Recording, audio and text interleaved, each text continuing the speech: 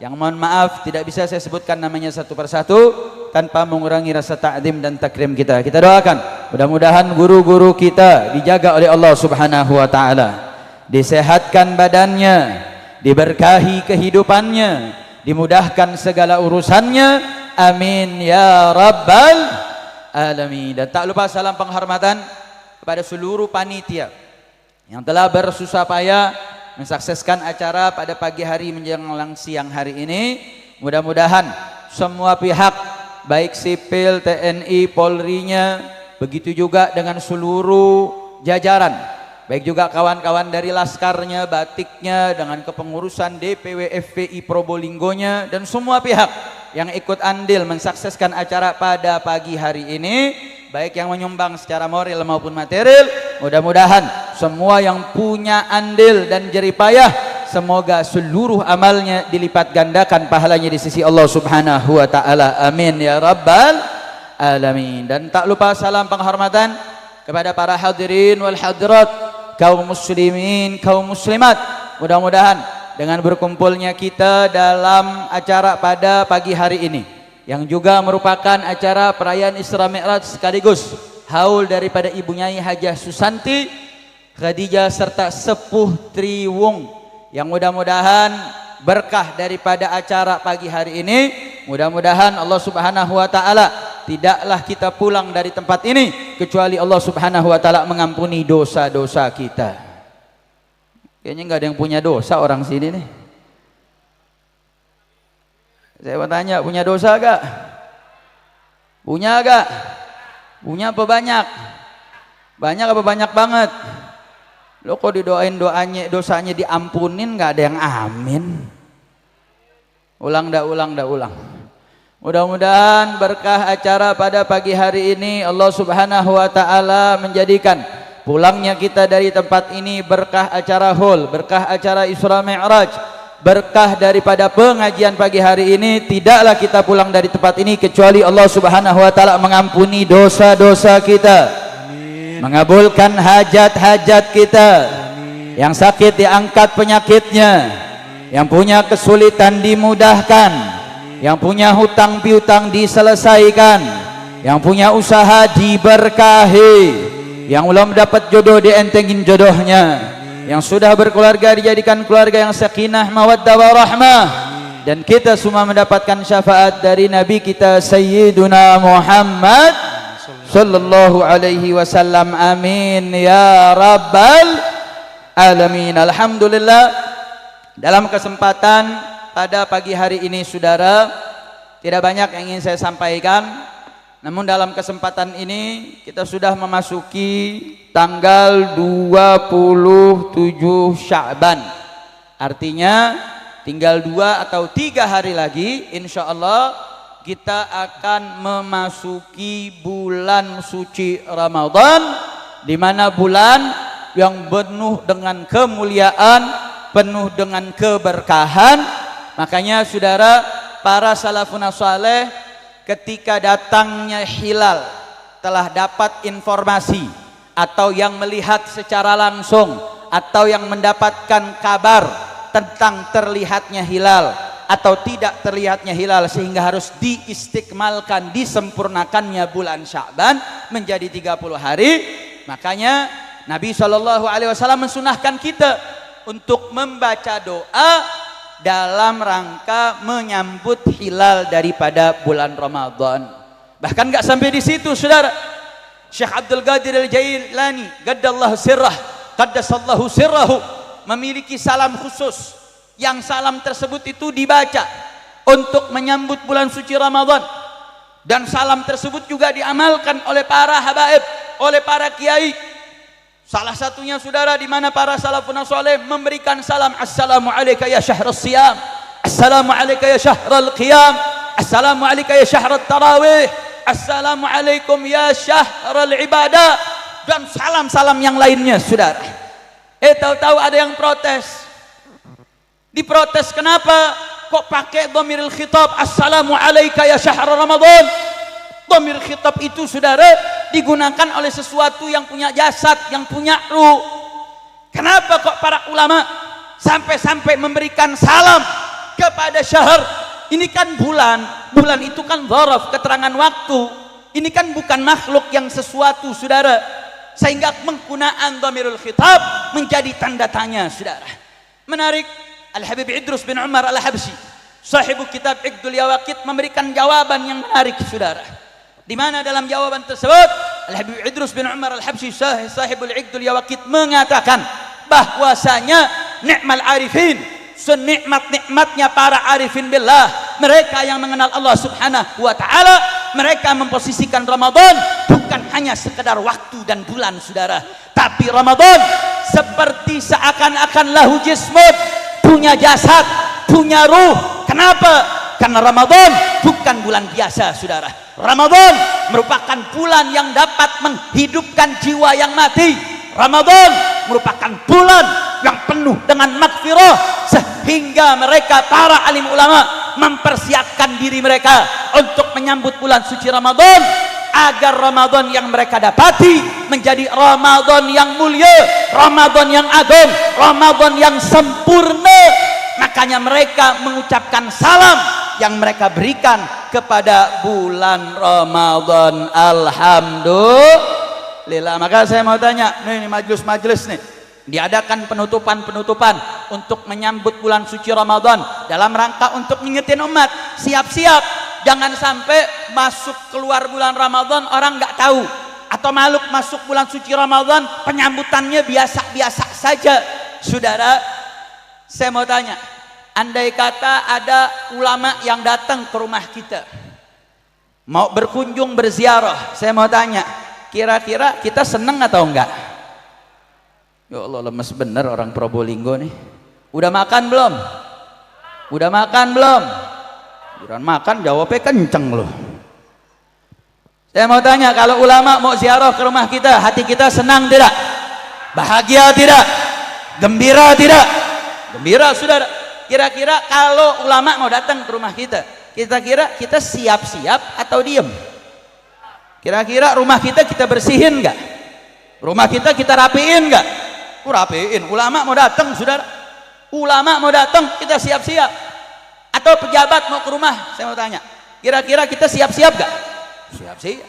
Ini kalau sampai saudara tamu datang ke rumah kita siap-siap, punya tamu yang luar biasa, pasti kita akan mempersiapkan diri, saudara. Nah, ini Ramadan bukan tamu biasa, saudara. Anda bayangkan, Nabi kita Sayyiduna Muhammad sallallahu alaihi wasallam, bahkan ketika masuk malam 1 Rajab, Nabi berdoa, Allahumma barik lana fi Rajab wa Sya'ban wa ballighna Ramadan. Ya Allah, berkahi kami dari bulan Rajab, berkahi kami di bulan Sya'ban, dan sampaikan kami ke bulan Ramadan. Artinya kalau kiai, para ustadz punya majelis masuk bulan Sya'ban, lewat nisfu Sya'ban, biasanya majelis ditutup, saudara.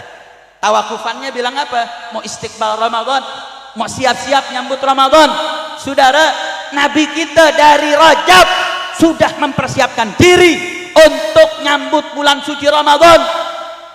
Makanya saudara, Al-Habib Muhammad bin Hadi As-Saggaf mengatakan, man qama hurmat Rajab, barang siapa yang menghadirkan dan memberikan penghormatan kepada bulan Rajab, niscaya dia akan dapat taufik mendatangkan hurmatur Sya'ban.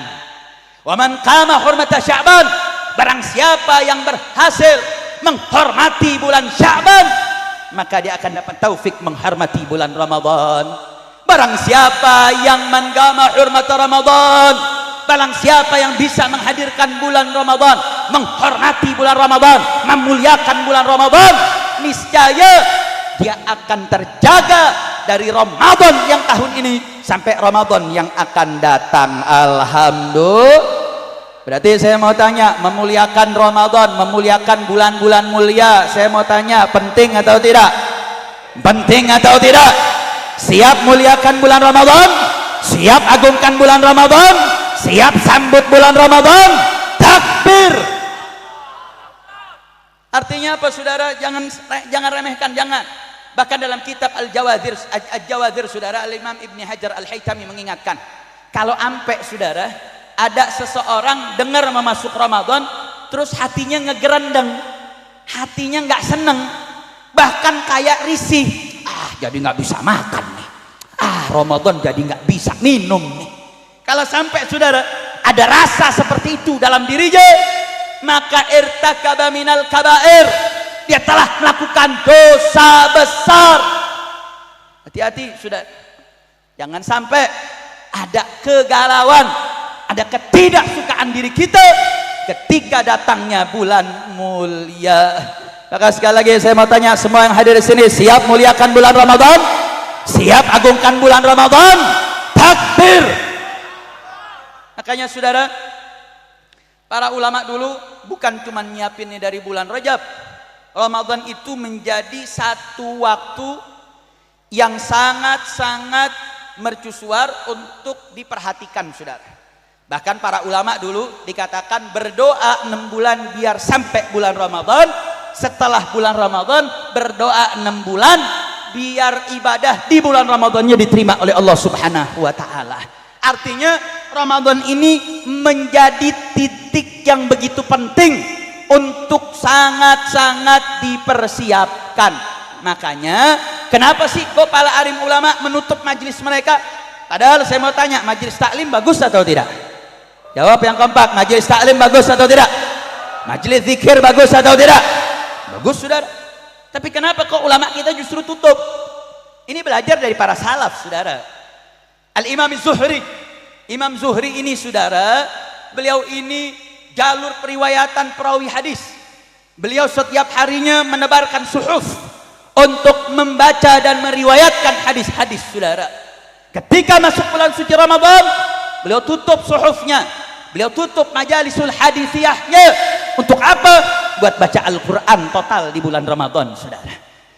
Imam Malik, pemilik pengarang kitab Al-Muwatta, juga sama saudara, menutup majlis hadisiyahnya dan inqabba 'alal mushaf, baca Al-Quran saudara. Ini Imam Zuhri, Imam Malik, a'immah yang lainnya saudara, seperti Imam Syafi'i misalkan, para a'immah, mereka tutup majalis-majalis mereka agar bisa fokus, agar bisa totalitas di bulan Ramadan untuk beribadah, terkhusus dalam urusan Al-Quran. Padahal saya mau tanya, meriwayatkan hadis, ngajar kitab hadis, saya mau tanya, kira-kira itu potensinya potensi pahala apa dosa? Ini masih ragu sama majelis hadis bagaimana nih? Saya mau tanya, berkah nih ngajar majelis hadis, kira-kira dapatnya dapat pahala apa dapat dosa? Meriwayatkan hadis dapat pahala apa dapat dosa? Pahala saudara. Tapi mereka tutup fokus ke Al-Quran saudara. Artinya apa? Saking begitu hebatnya membaca Al-Quran di bulan Ramadan, karena dua hal ini saudara. Ramadan ini dipilih oleh Allah Subhanahu wa taala jadi bulan tempat turunnya Al-Quran. Bahkan bukan cuma Al-Quran saudara yang turun di bulan Ramadan, kitab-kitab suci yang lainnya, dari suhuf Nabi Allah Ibrahim, Taurat, Zabur, Injil, itu turun juga di bulan suci Ramadan. Sehingga bulan Ramadan ini wi'a'u kitab Allah, bulan Ramadan ini tempat turunnya Al-Quran, tempat turunnya kitab suci, sehingga kita harus punya atensi lebih tinggi terhadap Al-Quran. Makanya Allah Subhanahu wa taala mengatakan saudara, syahrul ramadhan alladzi unzila fihi al-Qur'an hudan linnas wa bayyinatin minal huda wal furqan. Syahrul ramadhan alladzi unzila fihi al-Qur'an, bulan Ramadan yang diturunkan di dalamnya Al-Qur'an. Menariknya saudara, hudan linnas. Allah katakan hudan dengan masdar, hudan linnas. Enggak mengatakan fihi huda au ayyahdiyalakum fi, tapi menggunakan kata masdar dan mengatakan seakan-akan Ramadan itu ya hidayah. Ramadan itu adalah pembawa petunjuk. Ramadan itu petunjuk. Dan menariknya saudara, hudannya bukan lil mukminin, bukan petunjuk buat orang beriman, bukan petunjuk untuk mukminat, bukan petunjuk untuk para ar-rijal awin nisa minal muslimin, bukan, tapi hudan linnas, petunjuk untuk semua manusia, mau yang taatnya, mau yang ahli maksiatnya. mau yang melakukan ketaatan selama 11 bulan atau yang fasiknya atau yang melakukan dosanya, maka Al-Quran menjadi hudan linnas, terkhusus di bulan suci Ramadan. Kenapa saudara? Karena Ramadan ini berbeda, Ramadan ini unik, Ramadan ini begitu agung saudara, dan pengaruhnya begitu hebat, sehingga Allah Subhanahu wa ta'ala menyiapkan kepada kita saudara untuk bagaimana mampu memaksimalkan Ramadan tersebut, sehingga Allah siapkan rangkaian upaya memudahkan hambanya untuk beribadah kepada Allah Subhanahu wa ta'ala. Makanya gak heran saudara, dalam salah satu riwayat ketika Nabi SAW di atas mimbar, tahu-tahu Nabi mengatakan amin, amin, amin, 3 kali amin saudara. Sahabat bingung, ini gak ada yang doa kok Nabi amin. Akhirnya ditanya, apa jawab Nabi saudara? Nabi katakan, atani Jibril, malaikat Jibril datangi saya, kemudian malaikat Jibril doa, saya aminkan. Apa doanya saudara? Malaikat Jibril doa, man adraka ramadhana, barang siapa yang mendapati bulan Ramadan, falam yughfar lahu, tapi dia enggak diampuni oleh Allah, fa ab'adahullah, niscaya Allah bakal jauhin dia, jauh dari rahmat, jauh dari maghfirah. Faqultu amin. Maka Nabi aminkan doanya malaikat Jibril saudara.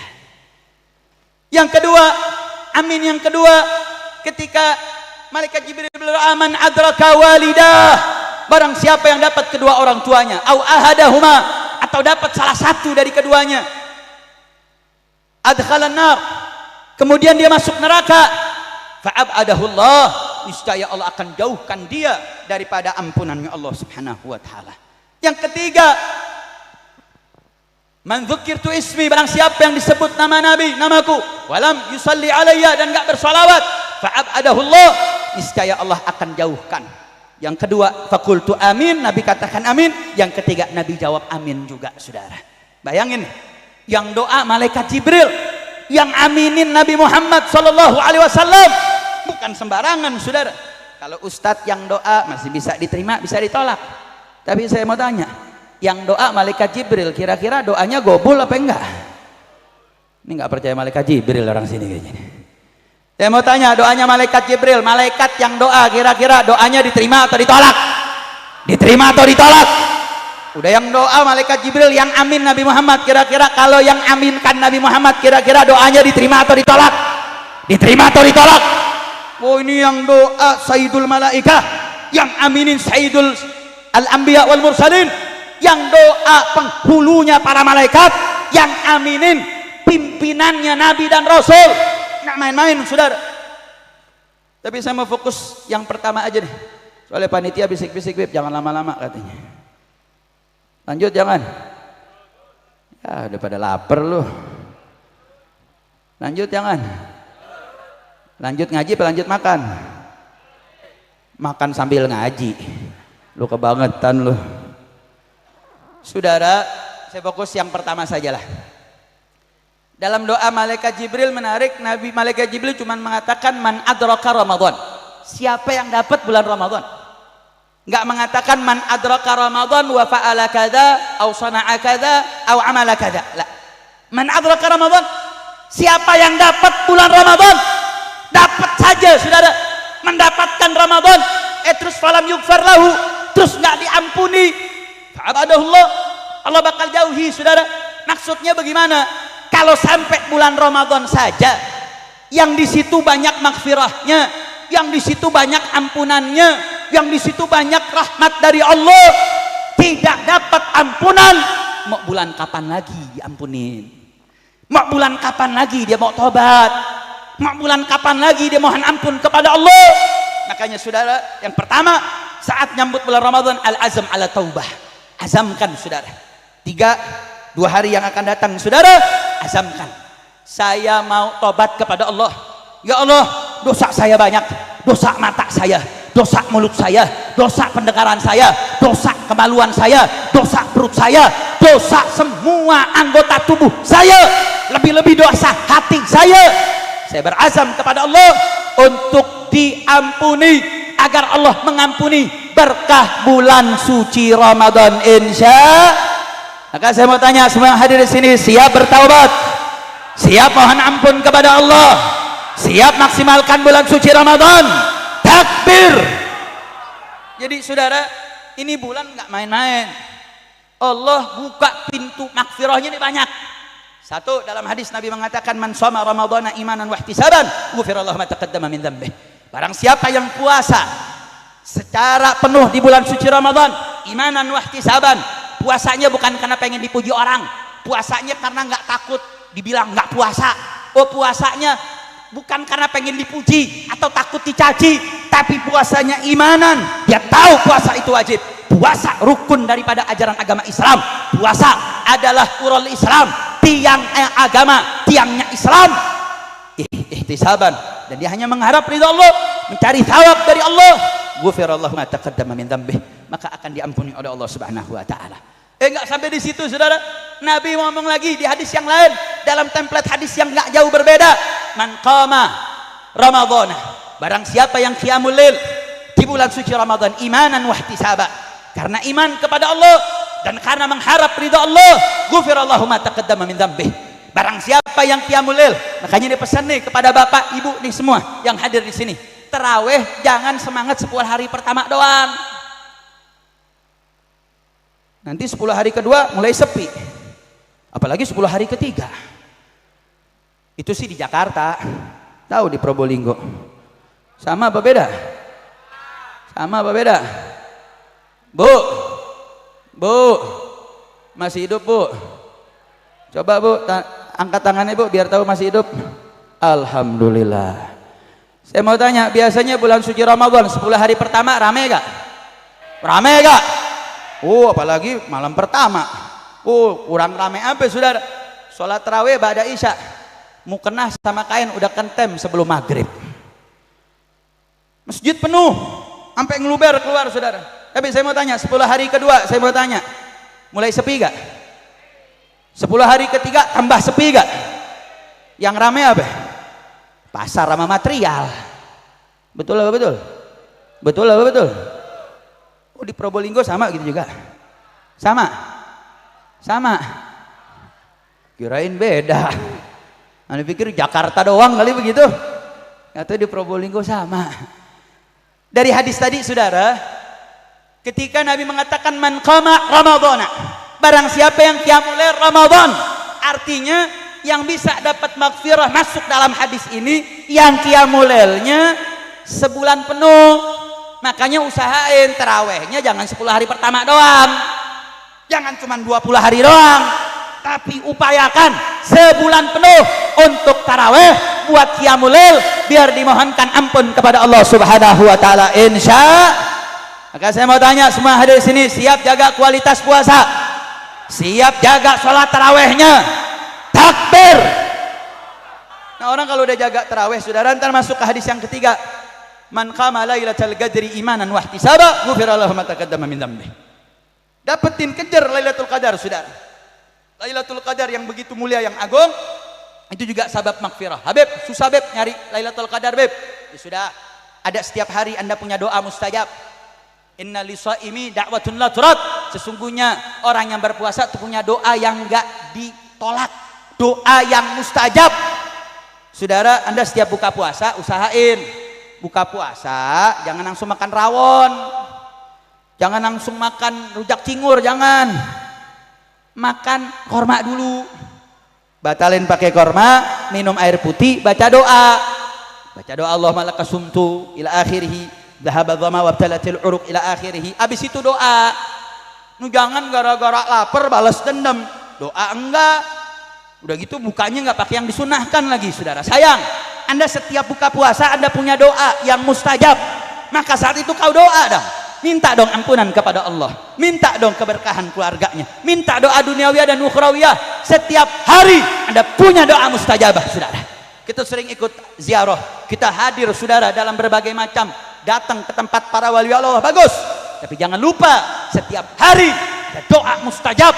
yang Allah berikan kepada kita. Maka kita nggak dapat lewat puasa, mungkin puasa kita ada halalnya saudara. Oh mungkin kita nggak dapat lewat taraweh, mungkin bolong saudara. Tapi jangan sampai bolong doanya.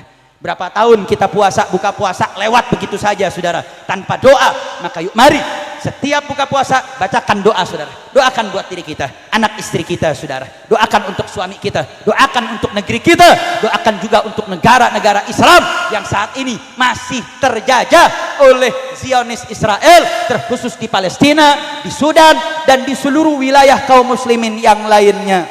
Maka saya mau tanya semua yang hadir di sini, siap isi bulan Ramadan dengan doa? Siap perbanyak doa? Siap jaga bulan Ramadan? Takbir. Makanya saudara, terakhir sebelum saya tutup, saya takut diomelin sama pembawa acara. Saudara, saya hanya ingin ingatkan momentum di sini acara Isra Mi'raj saudara, sekaligus haul. Dua hal yang ingin saya sampaikan sebagai penutup informasi yang saya sampaikan. Ada dua sahabat masuk Islam bersama, kemudian dua sahabat ini berselisih. Yang satu meninggal lebih dulu, meninggalnya karena rajin, dia ijtihad, mati syahid di jalan Allah Subhanahu wa taala. Nah, kemudian diriwayatkan orang ini 1 tahun meninggal setelahnya. Habis itu ada dua riwayat nih saudara. Ada riwayat dalam bentuk mimpi, yaitu Thalha ibn Ubaidillah. Ada satu riwayat tersebut didoakan saat jenazah yang kedua yang mati 1 tahun setelah wafat sahabatnya yang mati syahid, didoakan Allahumma lahaqhu bi sahibih. Karena ini orang berdua akrab saudara. Ya Allah, mudah-mudahan nih orang bisa dibarengin sama sahabatnya yang mati syahid. Nabi dengar saudara doa tersebut. Dia katakan aina saumuh? Aina salatuh? Kau mau kemanakan tuh puasa Ramadannya? Kau mau kemanakan itu dia punya salatnya? Maksudnya apa saudara? Itu ya sahabat yang mati syahid pahalanya besar saudara. Orang mati syahid luar biasa, nggak dapat soal mungkar nakir saudara. Mereka mati luar biasa di sisi Allah Subhanahu wa taala. Tapi jangan lupa, ini orang 1 tahun hidup lebih lama daripada sahabatnya. Dia puasa Ramadan, dia sholat 5 waktu saudara. Bahkan Nabi katakan dalam hadis tersebut, itu beda antara keduanya, bainas sama wal ard, magonnya menjadi berbeda 1 tahun lebih, bahkan jaraknya seperti langit dan bumi. Makanya ada ungkapan mengatakan, khairun nas man tala umruhu hasuna amaluh. Sebaik-baik orang adalah orang yang umurnya panjang dan dia punya amal baik. Artinya maksimalkan Ramadan. Kita nggak tahu saudara, bisa jadi ini Ramadan terakhir kita. Jangan menggunakan ilmu tarsok, entar saja, besok saja, jangan. Bisa jadi ini Ramadan terakhir kita. Jadikan Ramadan ini menjadi Ramadan yang terbaik untuk kita insya. Terakhir sebagai penutup saudara, Isra Mi'raj. Ada orang bertanya, Isra Mi'raj kan 27 Rajab menurut pendapat Ahlus Sunnah wal Jamaah. Kenapa kok di Sya'ban masih ada aja yang ngadain Isra Mi'raj? Saudara, Isra Mi'raj ini bukan sembarangan acara saudara. Peristiwa Isra dan peristiwa Mi'raj ini peristiwa hebat. Dan saya ingin memberikan pesan kepada para asatidah dan para santri. Ada satu faidah menarik dari kitab Al-Ma'alimul Irsyadiyah karangan Syekh Muhammad Awwamah. Beliau mengatakan talabatul ilmi itu harus muayasyah. Dia harus muayasyah asrahum. Dia harus mampu mengikuti perkembangan masanya.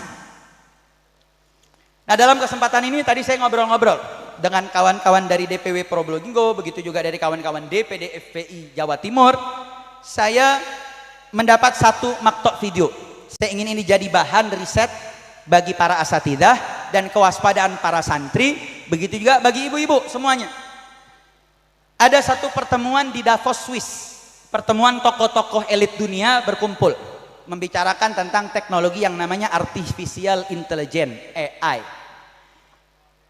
Dalam salah satu pembicara memberikan pernyataan yang buat saya ini satu warning yang berbahaya yang harus disikapi dan diwaspadai, saudara.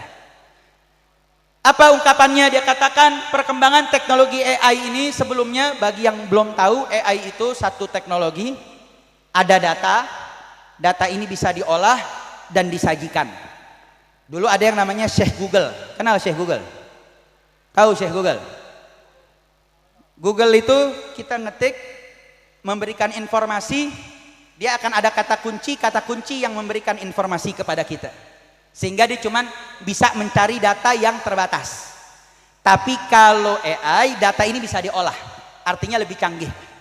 Nah, yang menjadi catatan bagi saya, salah satu pembicara berkata begini,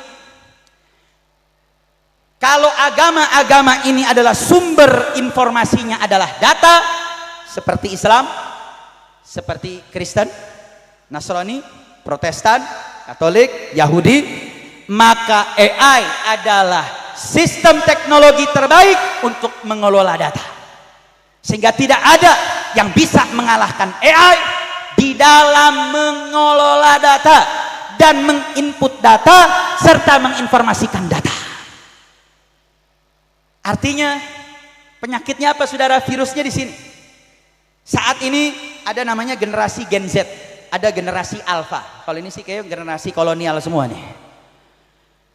Generasi Gen Z, generasi Alpha, dia udah terbangun dengan sebuah ekosistem dengan berbagai platform seperti TikTok, YouTube Short, kemudian juga Instagramnya saudara, suka yang singkat-singkat, nggak demen yang panjang-panjang. Sehingga dia punya penyakit baru namanya brain rot. Otaknya itu menurun fungsinya. Karena mereka sering distimulus dengan dopamin singkat sehingga nggak bisa fokus lama. Maunya yang singkat-singkat. Nah, di sini penyakitnya saudara. Mereka akan mengatakan begini, ya sudah, mau ngapain saya nanya ulama? Mau ngapain saya cari informasi hukum Islam lewat kiai atau lewat pondok pesantren? Cukup saya tanya Syekh AI, tinggal ketik, tanya hukum anu, langsung datang jawaban. Tanya hukum anu, keluar jawaban saudara. Mau ngaji repot, naik mobil, naik motor, hujan, panas, cukup tanya AI, selesai saudara. Bahkan dia punya dalil, Kiai ente ini ngajinya berapa banyak sih kitabnya? Habib ente ini hafal berapa matan sih? AI ini 1 juta datanya, ada yang bilang 1 triliun saudara. Datanya lebih banyak daripada data Kiai, informasinya lebih banyak dari informasi Kiai. Jadi ngapain nanya Kiai? Saya mau tanya, kalau ini terjadi bahaya atau tidak? Jawab yang kompak, bahaya atau tidak? Bahaya atau tidak? Bahaya saudara. Jadi upaya menjauhkan umat dari kiai, ulama dan tokoh itu bukan barang baru, barang lama. Caranya macam-macam. Ada adu domba kiai sama habib diadu. Ada dipakai teknologi saudara. Tujuannya apa? Biar umat jauh dari ulama. Kalau udah jauh dari ulama, oligarki yang ngegarong duit rakyat lolos. Yang korupsi bebas.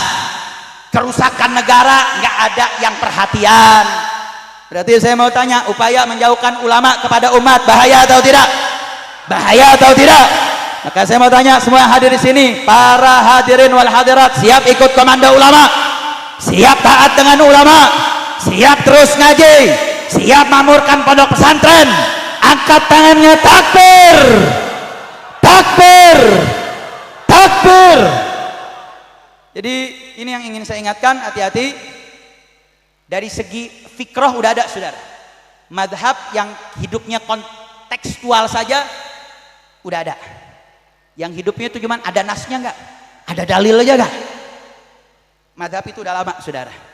Dia hanya ingin sifatnya tekstual dan ini menjadi kewaspadaan. Tapi insya Allah selama pondok pesantren Ahlus Sunnah wal Jamaah terus ada, terus gali. Terkhusus kita apresiasi Gus Wafi sebagai tokoh muda Nahdlatul Ulama, tokoh muda yang aktif di media sosial, tokoh muda yang terus-menerus aktif dengan tulisan maupun video-videonya, terkhusus dalam rangka melawan kristenisasi. Begitu juga melawan pemikiran-pemikiran sesat yang terus mendorong daripada akidah Ahlussunnah wal Jamaah. Ini harus terus disemarakan, harus terus diperbanyak karena tantangan umat banyak, tantangan negara berat. Maka kita harus bersatu, jangan mau diadu domba karena musuh umat Islam banyak. Maka saya mau tanya sebelum saya tutup, siap bersatu, siap bersaudara, siap bela Allah, siap bela Nabi, takbir.